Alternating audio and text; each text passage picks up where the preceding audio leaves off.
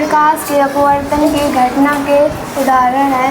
पहला, तारों का टिमटिमाना। दूसरा, पानी में पेंसिल का टेढ़ा दिखाई देना। तीसरा, तालाब की गहराई उसकी वास्तविक गहराई से कम दिखाई देना। उपयुक्त सभी ये तीनों प्रकाश के अपवर्तन की घटना है, इसीलिए उत्तर हो जाएगा हमारा खाड़ियों में 60 मीटर के रूप में प्रयोग करते हैं। अवतल दर्पण का, समतल दर्पण का, उत्तल दर्पण का, अवतल दर्पण का। इसमें से उत्तल दर्पण है क्योंकि उत्तल दर्पण में लाइट पीछे की ओर लगती है, जिससे हम घटनाओं को देख सकते हैं, इसलिए उत्तल दर्पण का प्रयोग करते हैं। दर्पण बनाने में प्रयोग करते हैं सिल्वर आयोडाइड का, सिल्वर नाइट्रेट का, मैग्नीशियम ऑक्साइड का, सभी का। दर्पण बनने में सिल्वर नाइट्रेट का प्रयोग करते हैं। के हेडलाइट एवं सर्चलाइट में प्रयोग करते हैं। पहला, समतल दर्पण का। दूसरा, उत्तल दर्पण का। तीसरा, अवतल दर्पण का। चौथा, समतल दर्पण का। हम तीसरा करेंगे, अवतल दर्पण का।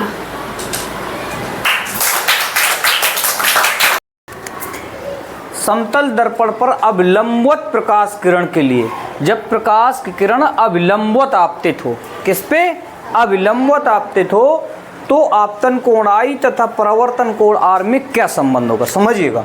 ये है आपका समतल दर्पण, ये है अभिलंब, मतलब 90 अंश के कोण पे खड़ा हुआ है।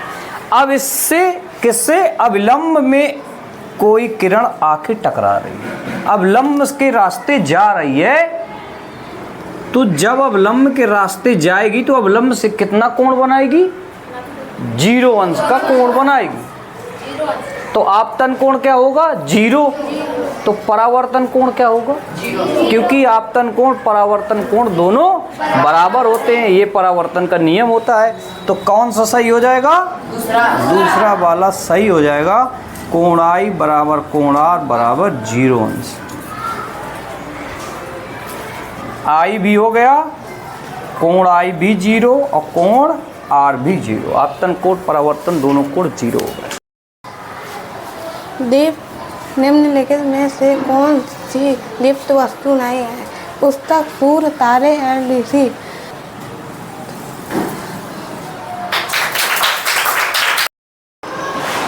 सूर्य के प्रकाश में श्वेत रंग का सिल्वर क्लोराइड धूसर रंग हो जाता है।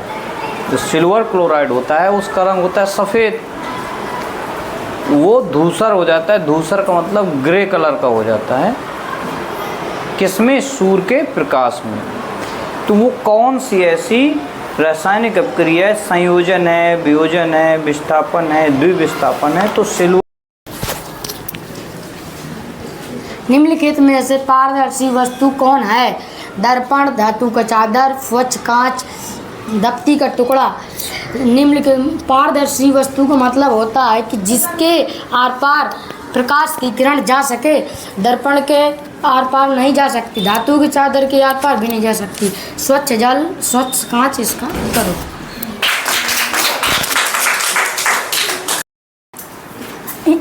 इंद्रधनुष के वर्णों के मध्य का वर्ण क्या होता है।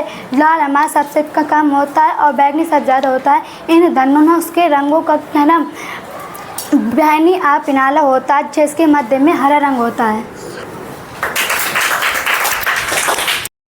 वस्तुएं जो प्रकाश के कुछ भाग को ही अपने से होकर जान लेती हैं, वे कहलाती हैं, क्या कहलाती हैं। 4 विकल्प में एक विकल्प होगा पारदर्शी, पारभासी, अपारदर्शी, अपारदर्शी व पारभासी।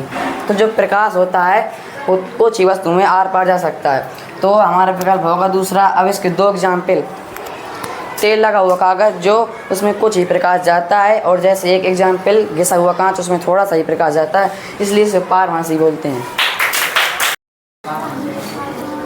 प्रकाश को अपने घटक रंगों के विभक्त होने की घटना को कहते हैं। पहला विक्षेपण, दूसरा परावर्तन, तीसरा द्रव परावर्तन, चौथा नियमित परिवर्तन। इसका होगा पहला विक्षेपण, इसका उदाहरण होगा इंद्रधनुष। मानव नेत्र का लेंस होता है अभिसारी उत्तल लेंस, दूसरा अपसारी अवतल लेंस, तीसरा आधा अभिसारी एवं आधा अपसारी, चौथा इसमें से कोई नहीं। हमारा पहला नंबर होगा अभिसारी उत्तल लेंस किरणों को एकत्रित कर लेता है। उत्तल दर्पण में बना प्रतिबिंब होता है सदैव आभासी, सदैव सीधा, सदैव वस्तु से छोटा, उपयुक्त में सभी। हमारा हो जाएगा उपयुक्त में सभी। सूर्य से पृथ्वी तक प्रकाश पहुंचता है 9 मिनट 10 मिनट में, 8 मिनट 20 सेकेंड में, 8 मिनट 50 सेकेंड में, 8 मिनट 20 सेकेंड में पहुंचता है। निर्वात में प्रकाश की चाल होती है 2.8 × 10⁸ मीटर प्रति सेकेंड की, 3 × 10⁸ मीटर प्रति सेकेंड की, 2 × 10⁸ मीटर प्रति सेकेंड की, 1.5 × 10⁸ मीटर प्रति सेकेंड। तो इसका उत्तर है 2। 3 × 10⁸ मीटर प्रति सेकेंड। समतल दर्पण द्वारा बना प्रतिबिंब होता है वास्तविक, आभासी, उल्टा, धुंधला। तो हमारा आभासी हो जाएगा, क्योंकि आभासी एवं पास उल्टा होता है। जैसे यहाँ पर एम्बुलेंस का उदाहरण दिया हुआ है, ए सीधा है, एम भी सीधा है, बी उल्टा हो गया है, और यू भी सीधा है, एल उल्टा हो गया है, ए सीधा है, एन उल्टा हो गया, सी उल्टा है और ई भी उल्टा है। ये निम्न कथनों के आधार पर सही विकल्प का चयन करिए। इसमें 2 कथन दिए हुए हैं, उनको पढ़ना है और उनके आधार पे विकल्प जो दिए हुए हैं उनका उत्तर देना है कि कौन विकल्प सही है। पहला कथन है लेंस की प्रकाशिक केंद्र पर आपतित होने वाली किरणें सीधे निर्गत हो जाती हैं। जो लेंस का प्रकाशिक केंद्र होता है उस पे जो आपतित होने वाली किरणें हैं वो कैसे चली जाती हैं? सीधे चली जाती हैं। ये आपका मैंने लेंस बना दिया, ये प्रकाशिक केंद्र है इसका, और यहाँ जो प्रकाश की किरणें आपतित होती हैं वो सीधे चली जाती हैं। ये पहले नंबर पर लिखा है, सही है, ये जाती हैं, प्रतिबिंब बनने के नियम में हमने पढ़ा था ये। दूसरा कथन, दर्पण के वक्रता केंद्र पर आपतित होने वाली प्रकाश की किरणें उसी रास्ते पर वापस परावर्तित हो जाती हैं। तो एक दर्पण बना लेते हैं, अवतल बना लो, उत्तल बना लो, कोई दिक्कत नहीं है। तो यहाँ मैंने दर्पण बना लिया। कौन सा दर्पण है ये? अवतल दर्पण। और ऐसे मैंने खींचा, और इसको खींचने के बाद यहाँ इसका बीच में वक्रता केंद्र हो गया, जो वृत्त का केंद्र होगा, गोले का केंद्र, और यहाँ F हो गया और यहाँ C हो गया। अब क्या है, प्रकाश की किरण जो वक्रता केंद्र से जाती है, यहाँ से निकल के जाती है ऐसे, वो टकराने के बाद ऐसे गई, क्या वापस आती है? प्रतिबिंब बनने के लिए वापस चली जाती है। ठीक, तो दोनों कथन सही हो गए हमारे जो लिखे हुए। विकल्प में के पहले में कथन आ सत्य है लेकिन बा असत्य है, ये तो सही नहीं है। दूसरा लिखा कथन आ सत्य है लेकिन बा सत्य है, ये भी सही नहीं है। तीसरे में लिखा कथन आ बा दोनों सत्य है, सही है। तो ये हमारा तीसरा वाला इसका उत्तर हो गया। ठीक है, इसमें बड़ा सा लिखा है तो कंफ्यूज होने की किसी की ज़रूरत नहीं है कि इतना बड़ा है। बड़ा उसी को घुमा के लिख दिया गया, उसी के आधार पर पूछ रहा है, तो कंफ्यूज नहीं होना है, ना डरना है कि और इतना बड़ा है हम कैसे उत्तर दे पाएंगे। तो आराम से पढ़ना है, फिर उसको टिक करना है, भरना है। ठीक है, वक्रता केंद्र लिखना है यहाँ, दर्पण के वक्रता केंद्र, ये छूट गया। देखिए, प्रकाश संश्लेषण में कौन सी गैस निकलती है? जो प्रकाश संश्लेषण की क्रिया होती है तो उसमें कौन सी गैस निकलती है और प्रकाश संश्लेषण किसे बोलते हैं? हाँ बताइए। प्रकाश संश्लेषण से जी ऑक्सीजन गैस निकलती है। हाँ, और इसमें पौधों का हरा रंग होना चाहिए। हाँ, पत्तियों का हरा रंग, जल और कार्बन डाइऑक्साइड की उपस्थिति में सूर्य का प्रकाश होगा तब पेड़ पौधे भोजन बनाते हैं, और ये क्रिया क्या कहलाती है? प्रकाश संश्लेषण कहलाती है। और इस क्रिया में ऑक्सीजन गैस मुक्त होती है।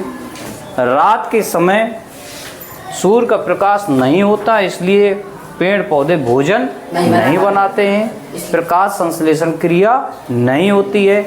लेकिन श्वसन की क्रिया पेड़ पौधे भी 24 घंटा करते हैं, जैसे जीव जंतु करते हैं। इसलिए रात के समय पेड़ पौधे कार्बन डाइऑक्साइड गैस जीव जंतुओं के तरीके ही छोड़ते हैं। ठीक है, अगर रात के समय पेड़ पौधे के पास जाएंगे तो वहाँ हल्का सा गर्म महसूस होगा, क्योंकि दिन में तो वो ऑक्सीजन छोड़ते हैं, कार्बन डाइऑक्साइड जब श्वसन करते हैं तो छोड़ते हैं। लेकिन रात में प्रकाश संश्लेषण की क्रिया नहीं होती है, केवल श्वसन की क्रिया होती है, तो वो भी कार्बन डाइऑक्साइड ही छोड़ते। इस बात को ध्यान रखना। ये नहीं है कि पेड़ पौधे कार्बन डाइऑक्साइड नहीं छोड़ते हैं, श्वसन जब करते हैं तो छोड़ते हैं, लेकिन प्रकाश संश्लेषण की क्रिया होती है तो वो ऑक्सीजन निर्मुक्त करते हैं और कार्बन डाइऑक्साइड का प्रयोग करते हैं। ठीक है, मिटाए में ऑक्सीजन आ जाएगा। ठीक। दूरदृष्टि दोष में निकट स्थित वस्तु का प्रतिबिंब कहाँ बनता है? रेटिना पर, रेटिना के पीछे, बाद, रेटिना के पहले, सामने, इनमें से कोई नहीं। रेटिना के पीछे, बाद। दूरदृष्टि दोष में उत्तल लेंस का प्रयोग करते हैं क्योंकि ये किरणों को इकट्ठा करता है। निकट दृष्टि दोष में दूर स्थित वस्तु का प्रतिबिंब कहाँ बनता है? रेटिना पर, रेटिना के पीछे, बाद, रेटिना के पहले, सामने, इनमें से कोई नहीं। रेटिना के पहले और सामने बनता है। इसमें अवतल लेंस लगाते हैं, ये किरणों को फैला सके। निकट दृष्टि दोष के कारण कौन सा विकल्प सही होगा? लेंस की गोलाई बढ़ जाती है, लेंस की फोकस दूरी घट जाती है, लेंस की क्षमता बढ़ जाती है, उपरोक्त में सभी। तो निकट दृष्टि दोष के कारण क्या होता है? तो लेंस की गोलाई बढ़ जाती है, लेंस की फोकस दूरी घट जाती है और लेंस की क्षमता बढ़ जाती है। अतः ये तीनों विकल्प जो हैं हमारे सही हैं। ये उपरोक्त में सभी है, तो ये तीनों आंसर सही है, इसलिए उपरोक्त में सभी हमारा आंसर सही हो जाएगा। सबसे अधिक प्रकाश की चाल होती है वायु या निर्वात में, ठोस में, द्रव में, इनमें से कोई नहीं। तो अतः वायु या निर्वात में होगी। सामान्य नेत्र के लिए वस्तु को स्पष्ट देखने के लिए न्यूनतम दूरी कितनी होती है? 25 मीटर, 25 सेंटीमीटर और 2.5 मीटर और 2.5 सेंटीमीटर। तो इस सामान्य नेत्र के लिए वस्तु को स्पष्ट देखने के लिए न्यूनतम दूरी कितनी होती है? तो 25 सेंटीमीटर होती है। किसी वस्तु को हम देखने के लिए अगर पढ़ते हैं या फ़ोन देखते हैं तो हमें 25 सेंटीमीटर की दूरी से उसको देखना चाहिए। श्वेत प्रकाश जब प्रिज्म से होकर गुजरता है तो प्रिज्म के आधार की ओर वक्राकार रंग होता है। लाल होता है, हरा होता है, पीला होता है, बैंगनी। 4 विकल्प में हमारा एक विकल्प सही होगा। तो श्वेत प्रकाश जब प्रिज्म से होकर गुजरता है तो प्रिज्म के आधार की ओर प्राप्त रंग होता है, तो बैंगनी होता है। इसका सबसे ज़्यादा विकिरण होता है, ये प्राप्त रंग होता है जो नीचे होता है, इसलिए बैंगनी जो नीचे कलर होता है इसलिए बैंगनी होगा, विकिरण होता है। तो सिल्वर क्लोराइड होता है वो होता है AgCl। और जैसे इसमें सूर्य के प्रकाश की किरणें पड़ती हैं तो सिल्वर का क्लोरीन के जो परमाणु होते हैं वो अलग अलग हो जाते हैं, अपघटन हो जाता है, तो क्लोरीन गैस अलग हो जाती है, वो होती है Cl2। यहाँ पर है केवल एक Cl, तो 2 करने के लिए हमने इसमें 2 लगा दिया। ठीक, तो ये 2 Cl हो गए, और धन 2 Ag यहाँ आ गए। ये होता है क्या का? सफ़ेद रंग का। और जैसे ही सूर्य की किरणें पड़ती हैं तो कैसा हो जाता है? ये ग्रे कलर का हो जाता है ये। और ये क्लोरीन गैस है, ये उड़ जाती है, निकल जाती है। तो अपघटन हो जाता है Ag का और क्लोरीन का, ठीक है। अब अपघटन का मतलब ये होता है वियोजन, ठीक है। तो ये जो क्रिया होती है रासायनिक अभिक्रिया, वो कहलाती है कौन सी? वियोजन अभिक्रिया।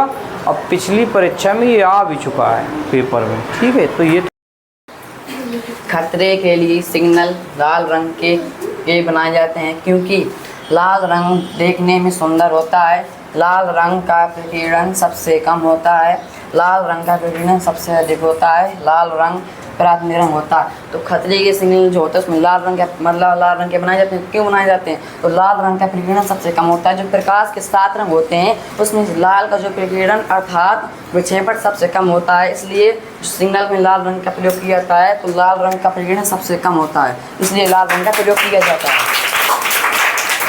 प्राथमिक रंग नहीं है लाल, हरा, पीला, नीला। तो हमारा लाल, हरा, नीला प्राथमिक रंग है, पीला नहीं है। लाल हरा मिलाने से पीला रंग बनता है। इंद्रधनुष घटना आधारित है प्रकाश के परावर्तन पर, प्रकाश के अपवर्तन पर, प्रकाश के पूर्ण आंतरिक परावर्तन पर। उपयुक्त में सभी प्रकाश के परावर्तन में भी घटना आधारित है, प्रकाश के अपवर्तन में भी, प्रकाश के पूर्ण आंतरिक परावर्तन पर भी, इसलिए हमारा सभी में। मानव नेत्र का स्पष्ट प्रतिबिंब बनता है रेटिना पर, अंध बिंदु पर, पीत बिंदु पर, दर्पटल पर। हमारा तीसरा नंबर का पीत बिंदु पर।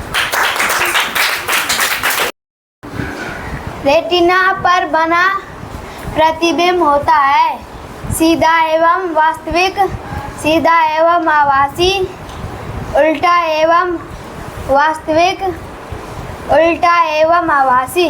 हमारा होगा तीसरा उल्टा एवं वास्तविक। लेंस की क्षमता का मात्रक है डायोप्टर, ओम, पास्कल, न्यूटन। हमारे यो पहला नंबर डायोप्टर।